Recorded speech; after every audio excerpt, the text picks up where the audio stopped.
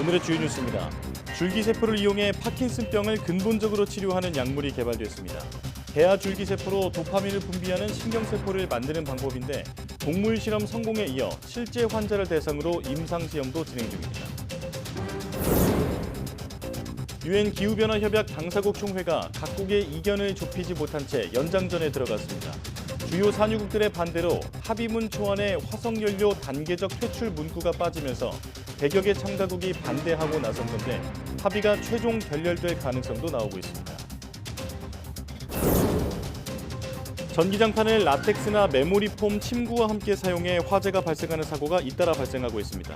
전기장판류의 전열기구는 사용에 각별한 주의가 필요하지만 많은 소비자가 이를 모르고 있어 더 확실한 경고 표시가 필요하다고 전문가들은 강조했습니다. 최근 1년 사이 가격은 그대로 두면서 용량을 줄인 이른바 꼼수 인상 제품이 모두 9개 품목 37개 상품으로 조사됐습니다. 정부는 이런 슈링크플레이션을 막기 위해 용량이 바뀌면 제품 포장지에 이를 의무적으로 표기하는 방안을 추진하기로 했습니다. 노인 인구가 증가하면서 황반 변성과 같은 망막 질환으로 시력을 잃는 사람이 늘고 있습니다. 최근에는 뇌 전극 장치를 이용해 시력을 회복할 수 있게 해주는 인공 망막 기술이 주목받고 있는데 국대들의 연구실 코너에서 자세히 알아보겠습니다.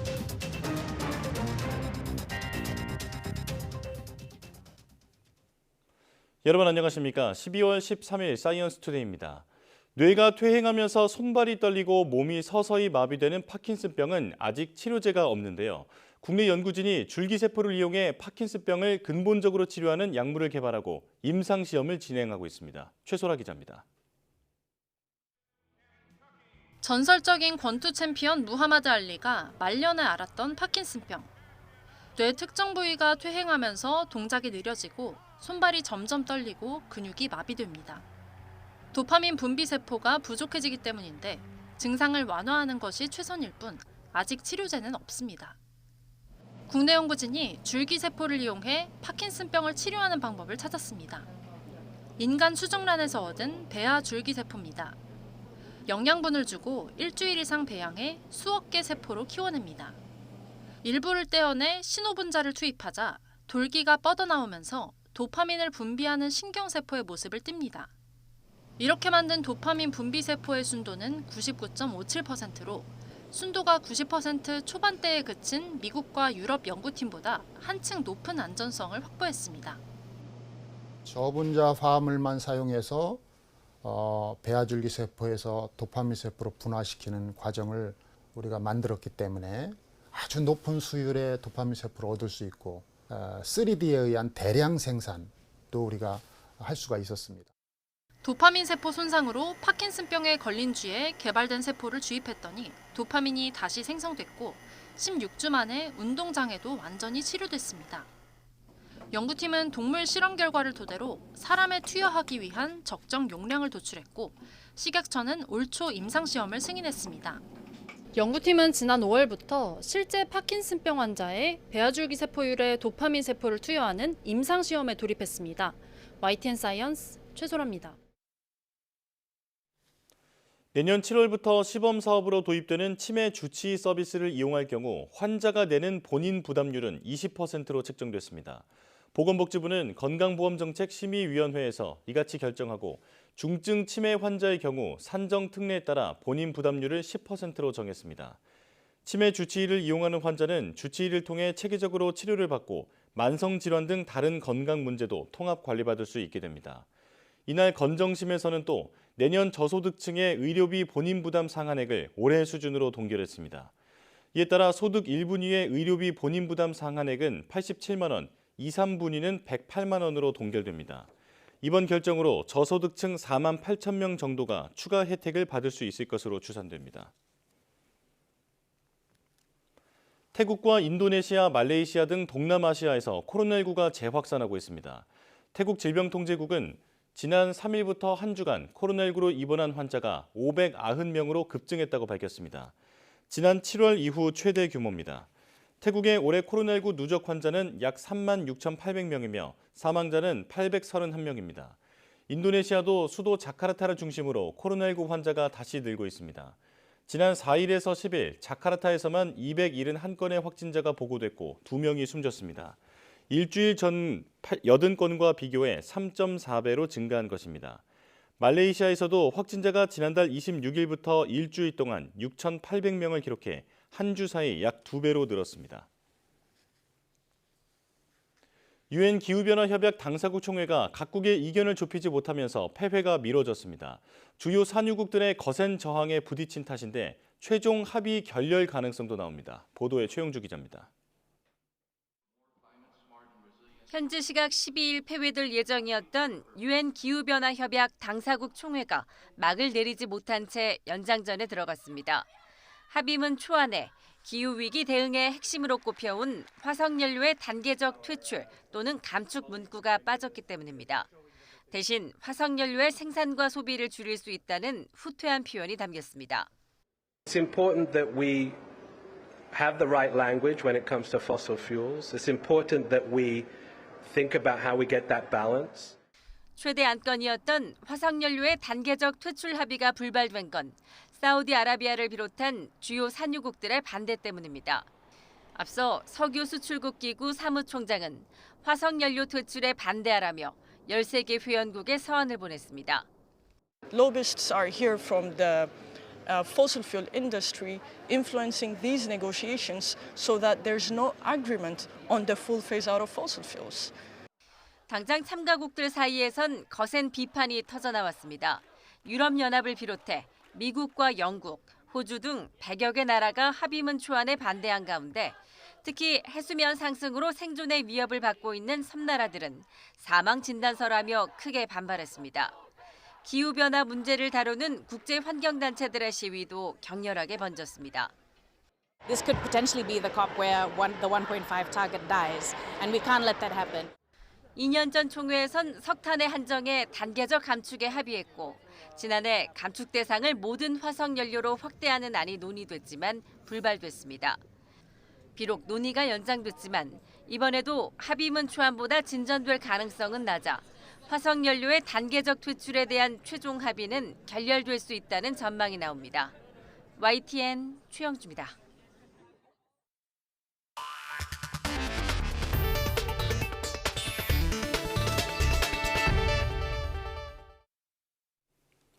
잠자리를 따뜻하게 해주는 전기장판류 제품은 라텍스나 메모리 폼 침구와 함께 사용하면 화재 위험이 크지만 많은 소비자가 이런 사실을 잘 모르고 있습니다.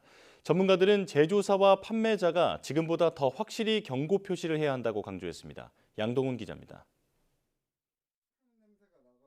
충남 천안에 사는 A씨는 새로 산 전기장판을 켜둔 채 외출했다 들어와 깜짝 놀랐습니다. 타는 냄새가 나서 확인해보니 전기장판에 불꽃이 튀고 있었던 겁니다. 녹아서 끊어진 열선은 전기장판 밖으로 삐져나왔고 이불과 침대 매트리스까지 갈색빛으로 그을렸습니다. 놀란 가슴을 쓸어내리고 제조사에 문의한 A씨는 전기장판을 메모리 폼 매트리스 위에 올려놔서 생긴 문제라는 답변을 받았습니다. 라텍스나 메모리 폼은 열 전도율이 낮아 내부에 열이 계속 쌓이게 되기 때문에 전기장판과 함께 사용하면 화재 위험이 큽니다. 업체에서는 고장난 전기장판은 환불해 주겠지만 매트리스와 이불 비용 등 화재에 대한 보상은 어렵다고 밝혔습니다. 화재 위험을 이미 설명서 등을 통해 안내했다는 이유를 들었습니다. 하지만 안내 글자가 작고 강조 표시도 없어서 아주 꼼꼼하게 보지 않으면 A씨처럼 모르고 사용하기 쉽습니다. 전기장판을 한 5년 정도 썼었는데 별 이상이 없어서 한번 훑어보고 메모리 폼과 같이 쓰면 안 된다라는 상황을 잘 인지하지 못했습니다.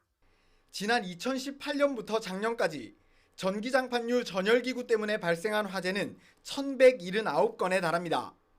전문가들은 이런 상황에서도 위험 안내 문구가 눈에 잘 띄지 않게 적혀 있다고 지적했습니다. 업체들이 사고 책임을 지지 않으려고 면피용으로 표시하는 수준이라는 겁니다. 조그맣게 표시해놓고 위험성은 상당히 높죠. 보다 명확하게 큼지막한 글씨로 소비자들이 쉽게 눈에 볼 수 있도록 그 주의사항을 안내해 줄 필요가 있습니다. 더 나아가 설명서 없이도 확인할 수 있게 제품에 직접 위험 안내 문구를 부착하거나 사파 등으로 더 이해하기 쉽게 화재 위험을 알리도록 표시 의무를 강화해야 한다고 강조했습니다. YTN 양동훈입니다. 겨울철에 많이 쓰는 전기장판 등 45개 제품이 안전기준을 충족하지 못하는 것으로 나타났습니다. 정부는 이들 제품에 대해 리콜 명령을 내리고 판매를 막기 위해 관련 정보를 공개했습니다. 황보혜경 기자입니다. 지난달 서울 도림동 다세대 주택 화재는 전기장판 과열 때문으로 추정됩니다. 겨울철에 많이 쓰는 전기장판 등 일부 제품이 화상이나 화재에 취약한 것으로 조사됐습니다.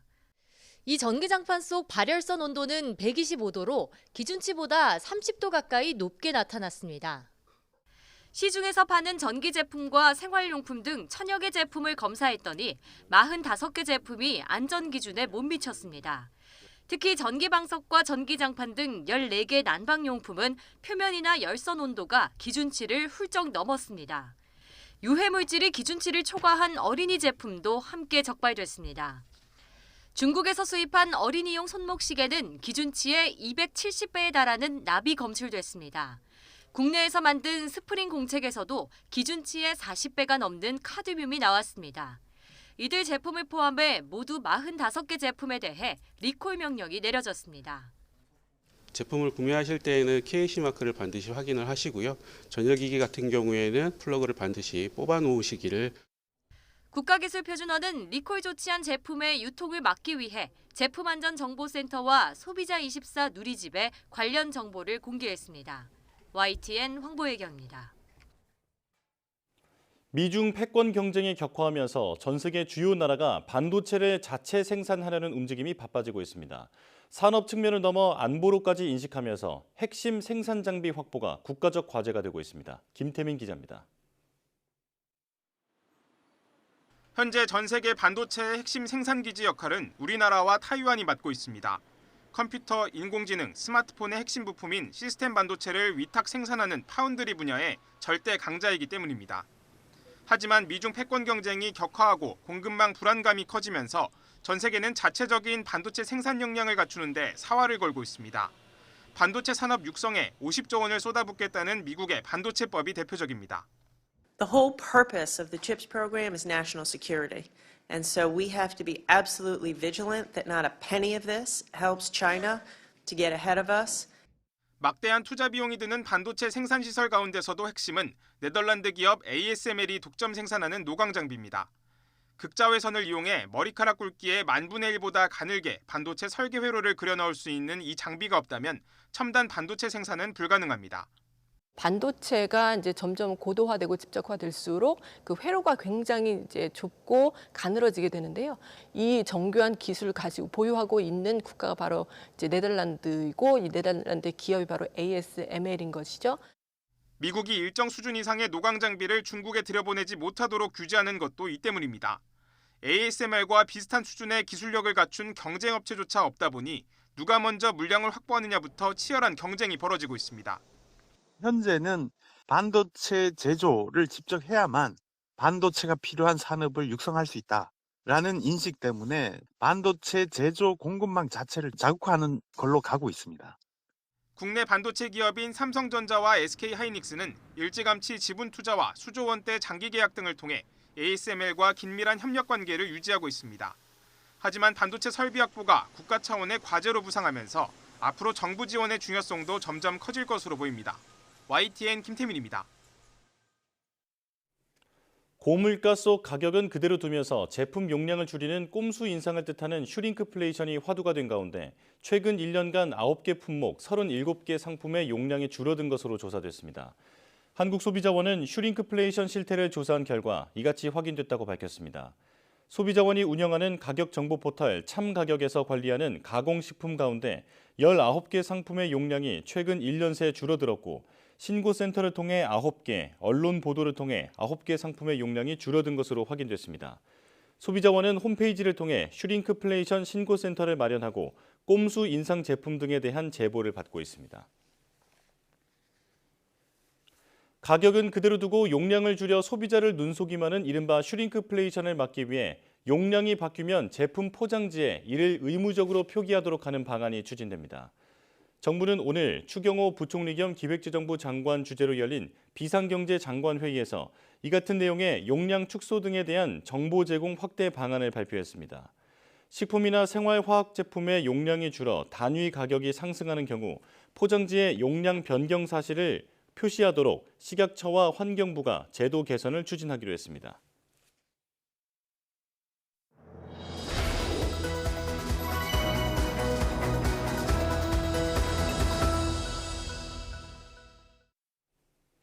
우리나라 대표 연구자들과 함께 다양한 연구 분야에 관해 깊은 이야기를 나눠보는 코너, 국대들의 연구실 시간입니다. 최근 질병뿐 아니라 노인 인구가 증가하면서 황반 변성과 같은 망막 질환으로 시력을 잃는 경우가 늘고 있습니다. 이 때문에 인공 망막 기술에 대한 관심도 커지고 있는데요. 오늘은 한국과학기술연구원 임매순 책임연구원 모시고 인공 망막 기술에 대해 자세히 이야기 나눠보겠습니다. 어서 오십시오. 네, 나와주셔서 고맙습니다. 자, 인공 망막이라고 하면은 그 인위적인 방법으로 시력을 회복하게 하는 기술이다라고 이해가 되는데 정확히 어떤 기술인지 소개부터 해주실까요? 네, 우선 인공 망막이라는 용어를 사용하게 되면 인공 심장, 인공 췌장 같이 체외에서 인공적으로 장기를 배양하거나 공학적인 기술로 제작하여 기존의 장기를 떼어내고 새롭게 이식하는 것을 떠올리실 수 있는데요. 네. 저희는 실명한 망막의 신경세포를 자극할 수 있는 마이크로 전극 장치를 인공 망막이라고 부르고 있습니다. 흔히 망막을 각막과 헷갈리시는데요. 라식이나 라섹과 같은 시력 교정술을 받으실 때 깎아내는 눈 앞쪽에 있는 투명한 조직은 각막이고요. 각막을 통과해서 안구 안으로 들어간 빛이 안구 뒤편에서 상을 맺는 복잡한 신경 조직이 망막입니다. 네. 안과 의사 선생님들께서는 안구 안쪽에 발라져 있는 얇은 벽지 같은 조직이라고 표현하시기도 합니다. 네. 자, 그러니까 설명을 들어보니까 그 막을 만드는 게 아니라 그 막을 자극하는 전극 장치를 만드셨다라는 거잖아요. 맞습니다. 예. 자, 이걸 인공 망막이라고 부르는 건데 어떤 원리로 작동하나요? 네, 망막에서는 간상세포와 원추세포라고 하는 광수용체 세포들이 빛을 검출해서 전기화학적 신호로 변환합니다. 네. 그리고 양극세포와 신경절 세포들이 해당 시각신경 신호를 추가적으로 처리해서 뇌로 시각 정보를 보내게 되는데요. 망막색소 변성이나 노인성 황반 변성과 같은 망막 변성 질환에 걸리게 되면 빛을 검출하는 광수용체 세포들이 파괴되어 실명에 이르게 됩니다. 네. 다행히도 해당 질병들이 광수용체 이외의 세포들은 상대적으로 덜 파괴하는 것으로 알려져 있습니다. 반도체 공정 기술로 제작한 마이크로 전극을 망막 표면에 이식하고 망막에 살아남아 있는 세포들을 전기적으로 자극하게 되면 인공 시각을 구현할 수 있습니다. 그렇군요. 자, 그렇다면 이런 인공 망막 기술이 점점 더 중요해지는 이유는 뭘까요? 네, 여러분들께서도 상상하실 수 있듯이 실명하시게 되면 독립적 생활이 매우 어렵고 개인의 삶의 질을 나쁘게 만드는 등 큰 손실을 초래합니다. 네. 미국에서는 시각장애에 의한 사회적 경제 부담이 매년 170조 원에 이르는 것으로 분석하고 있습니다. 우리나라에서도 약 200명 중에 1명꼴로 시각장애를 갖고 있으며 인구 고령화에 따라 노인성 황반 변성 등 현재 기술로는 치료 불가능한 망막 질환이 많이 증가하고 있는 상황입니다. 그렇군요. 그런데 인공 망막 기술도 그 다른 나라에서 개발한 기존 기술도 있을 것 같거든요. 네, 어떤 현재까지 연구된 기술들에 대해서도 소개를 해주시죠. 네, 2010년대에 미국, 독일, 프랑스의 회사들이 각각 독자적인 인공망막 장치를 개발해서 임상 시험을 거쳐서 상용화까지 성공한 바가 있습니다. 네. 세 개 회사의 제품은 전 세계적으로 총 500명 이상의 시각장애인 분들에게 이식된 것으로 알려져 있고요. 특히 그 중에서도 가장 널리 보급되었던 미국 제품의 경우에는 2017년에 국내에서도 6분의 환자에게 이식된 바가 있습니다. 마이크로 전극을 이용하는 인공망막 장치의 경우 하나의 전극에 전류를 흘려주게 되면 하얀 밝은 점이 보이는 것으로 알려져 있습니다. 전류의 크기, 자극 반복 횟수 등에 따라 해당 하얀 점의 크기 및 밝기 등을 조절할 수 있는 것으로 확인되었고요. 그렇게 구현할 수 있는 밝은 점의 배열을 통해 인공시각을 표현하고 있는데 모니터의 화소에 해당한다고 생각하시면 되겠습니다. 네. 미국 제품의 경우에는 그 화소의 개수가 총 60개였고 독일 제품의 경우에는 총 1,500개였습니다. 일반적으로 컴퓨터용 모니터나 텔레비전의 화소수가 최근에는 100만 개를 가뿐히 넘어가는 것을 떠올리시면 어느 정도 품질의 인공시각이 가능한지 상상해 보실 수 있을 것 같습니다. 네, 우리가 상상하는 그런 선명한 상이 보이는 수준의 기술은 아니었다. 네, 아직 이렇게 어렵습니다. 이해하면 될 것 같은데요. 자, 이 기술을 실제 환자에게 적용하려면 어떤 한계가 있었는지도 자세히 알려주시죠. 네, 우선 인공시각의 경우에는 당연히 어느 정도의 시력까지 회복되느냐가 제일 중요할 텐데요. 지금까지 보고된 최고 회복 시력이 0.043 정도에 그치고 있습니다. 네. 1.0을 정상 시력으로 보기 때문에 정상 시력의 대략 4% 정도 되는 수준이라고 생각하시면 쉬울 것 같습니다. 그마저도 환자마다 성능 차이가 매우 심하다는 단점이 있었습니다. 시각장애가 있으신 분들은 청각이나 촉각 등이 발달하시고 익숙한 장소에서는 다양한 일들을 혼자서도 하실 수 있기 때문에 이 정도의 인공시각은 실생활에 크게 도움이 되기 어려운 수준인 것 같습니다. 네, 0.4도 아니고 0.043 정도. 네. 자, 그렇다면 박사님께서 개발하시는 인공망막 기술은 어떤 점에 주안점을 두고 있나요? 네, 보다 성공적인 인공망막 장치 개발을 위해서는 몇 가지 해결해야 될 문제점들이 있습니다. 네. 예를 들어서 전기 자극을 더 좁은 영역에 가둘 수 있는 기술을 개발해서 공간 해상도를 높이는 것이 필요합니다. 해당 기술 개발이 어려운 이유는 소금물처럼 전도성이 높은 액체로 채워져 있는 안구 내에서 전류를 흘려주면 매우 빠른 속도로 멀리까지 퍼져나가 버리기 때문인데요. 최근 저희 연구실에서는 단국대 전자과 연구실과 공동 연구를 통해 새로운 3차원 구조의 전극을 이용하면 좁은 영역의 망막신경세포들을 활성화할 수 있다는 것을 보여주었고요. 해외 우수저널에 그 결과를 게재한 바 있습니다. 네. 저희 연구실 자체적으로도 화소수를 획기적으로 늘릴 수 있는 고밀도 3차원 전극을 반도체 공정 기술을 이용해 제작하는 중입니다. 또한 궁극적으로는 마이크로 전극을 이식하는 외과적 수술이 필요 없고 전기 자극보다 높은 세포 선택성을 갖는 전기 자극보다 높은 해상도와 세포 선택성을 갖는 광유전압 자극 기술을 개발하고 있습니다. 아, 그렇군요. 자, 그런데 이런 인공망막 기술을 실제 환자에게 적용하려면 넘어야 할 그런 산도 있을 것 같고 또 풀어야 할 과제도 있을 것 같거든요. 네. 자, 어떤 걸까요? 네, 앞에서 말씀드린 자극의 해상도를 높이는 기술 이외에도 인공적인 자극에 의해 생성되는 신경 신호들을 최대한 자연스럽게 만드는 것도 매우 중요합니다. 망막의 신경절 세포들은 각각의 고유한 신경 신호 패턴을 이용해서 뇌로 시각 정보를 보내는데요. 네. 해당 신경 신호 패턴은 개별 세포들이 뇌에게 말하는 언어라고 생각하시면 이해가 쉬울 것 같습니다. 실명하기 이전의 망막에서 신경절 세포들이 몇십 년 동안 지금 무엇을 보고 있는지 한국어로 뇌에 방송을 하고 있었는데 갑자기 인공시각을 위해 자극을 했더니 해당 세포들이 프랑스어나 독일어로 뇌에 방송을 하게 되면 지금 무엇을 보고 있는지 이해하기 매우 어려울 수 있습니다. 네네. 따라서 궁극적으로는 단일 세포 수준에서 원래 고유의 언어, 즉 자연스러운 신경신호를 정밀하게 복제할 수 있어야 하겠습니다. 그래서 저희 연구실에서는 얼마나 자연스러운 신경신호 형성이 가능한지 분석하기 위해 자체 개발한 시스템을 이용해 여러 세포들에서 신경신호를 대량으로 기록해서 분석하고 있습니다. 네, 그냥 뭔가 불이 탁 켜지듯이 잘 보일 줄 알았지만 지금 설명을 들어보니까 굉장히 복잡한 과제가 남아 있었군요. 자, 그렇다면 이 기술을 언제쯤 실제 환자에게 적용할 수 있을까요? 네, 물론 저희가 개발하고 있는 기술은 실제 환자에게 적용하는 것을 최종 목표로 하고 있습니다. 다만 임상시험에 직접 적용되기 전까지는 사람과 비슷하게 망막에서 고해상도 중심부 시야를 담당하는 황반을 갖고 있는 영장류들을 대상으로 해당 기술의 안전성 및 시력 회복 유효성을 면밀하게 검증해야 할 것으로 생각합니다. 네, 자, 인공망막 기술이 환자의 삶을 궁극적으로 나아지게 해주려면 이제 앞으로 어떤 연구가 더 이루어져야 하겠습니까? 실생활에 도움이 될 만한 수준의 인공시각을 구현하기 위해서는 여러 분야의 전문가들이 융복합 공동 연구를 수행해야 할 것으로 생각합니다. 네. 저희 연구실에서는 보다 효율적인 다학제 공동 연구를 위해서 인공시각 연구회라는 모임을 만들었습니다. 기초신경과학부터 마이크로 나노 소자 제작, 인지심리학에서 안과 망막 전문의 의사 선생님들까지 다양한 분야의 여러 전문가들을 초빙해서 매달 세미나를 진행하고 토론하는 시간을 갖고 있습니다. 그리고 인공시각이라는 연구 주제가 매우 도전적인 주제이다 보니 긴 호흡의 연구 지원 체계가 필요하다고 생각합니다. 짧은 기간의 단편적인 연구만으로 오랫동안 해결되지 못했던 여러 문제점들을 의미 있게 해결하기에는 어려울 것 같습니다. 자, 우리가 외부 정보를 받아들이는 가장 큰 경로가 바로 시각이라고 하는데 오늘 설명해 주신 인공망막이 시력을 잃은 분들에게 새로운 희망이 되길 기대해 보겠습니다. 자, 키스트 뇌과학연구소 임매순 책임연구원과 함께했습니다. 고맙습니다. 감사합니다.